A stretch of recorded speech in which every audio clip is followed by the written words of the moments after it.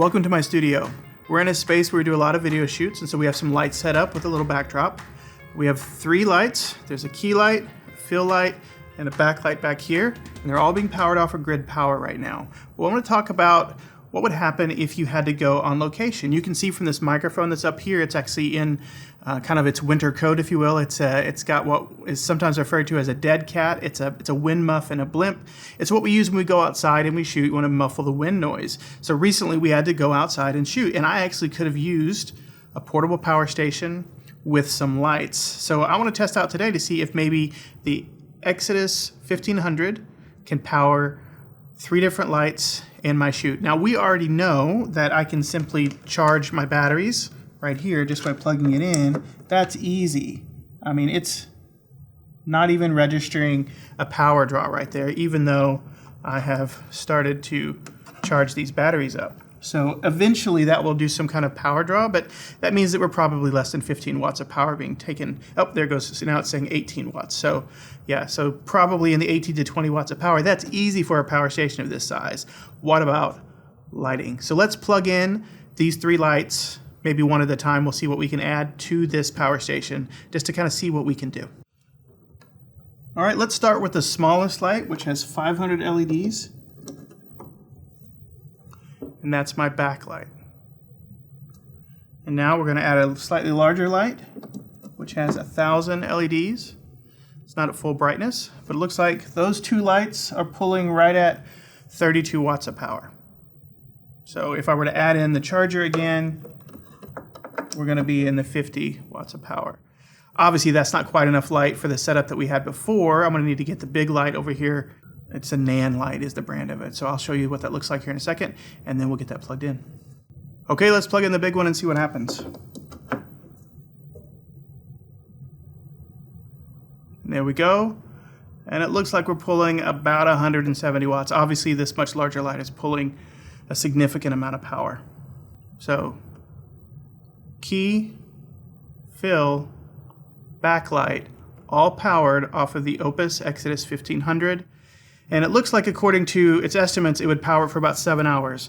You can do a lot of video shooting in 7 hours. And if you were more, judicious with your power and maybe turning off lights when you didn't need to use them, then of course you can power it for even longer than that. So in a very simple setup with LED powered lights, even a really bright one, you can definitely make a 3-point lighting setup work. Now let me show you something special about the Nan light, and let's see what kind of power we can really pull with it. Okay, I have that turned away a little bit so that I'm not completely blinded by it. With this external control, what you probably didn't know is that we're running this at right around 20%, just 20% of its brightness, and it's pulling, with these other 2 lights, around 180 watts. Let's see what happens whenever I start cranking it up. Obviously the wattage is going up.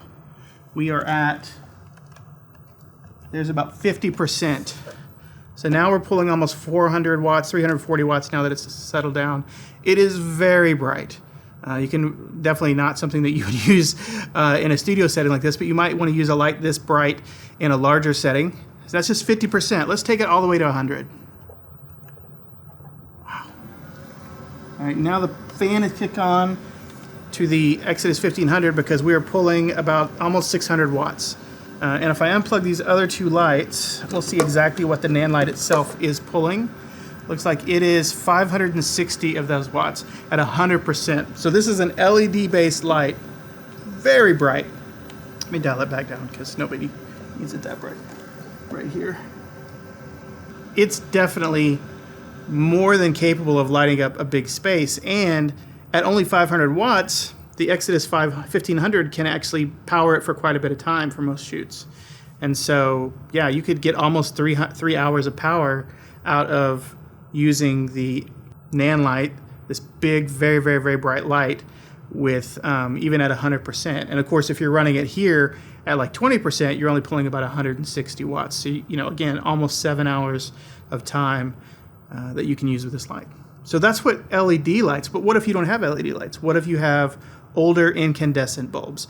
Let me go ahead and set these lights back up, put them back on grid power, and then I'll show you kind of what some of these older bulbs, these older lights would pull if you were trying to do a similar setup with maybe not the newest technology.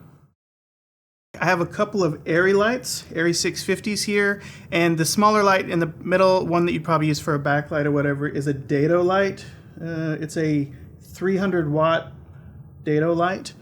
And so if you're doing the math, it's going to put us pretty close to the maximum inverter output here. So let's go ahead and turn these on, see how it goes. That's one of the 650s. Of course, we're up to around 600 watts. There's the other one. Fans kick into overdrive. We're at a little over 1200 watts, which makes sense given the stated wattage of those lights. And let's try the smaller one. All right, looks like it's a little under 200 watts, so we're probably, yeah, around 1370 watts of power. So as you can see, even with these incandescent bulbs, not the LED bulbs, you can still power a shoot. You can still have an interview. So a power station like the OUPES Exodus 1500 can power your film shoot, your interview shoot. Even with these incandescent bulbs, which pull so much power, we still have almost an hour left with 88% of the battery left. And obviously, pulling this much power, the fan's on in the power station, so you wouldn't want to have it as close to the microphone as I do right now. But with LED lights, it's not a problem to have that, and it powers it for almost 7 hours, it said. So if you're in a pinch, if you're in a place where you don't have reliable power, you're not sure about how much power you have, or if you're just not allowed to plug into power, because sometimes that happens, you can bring a power station like this to your film shoot and it will power everything you need it to do.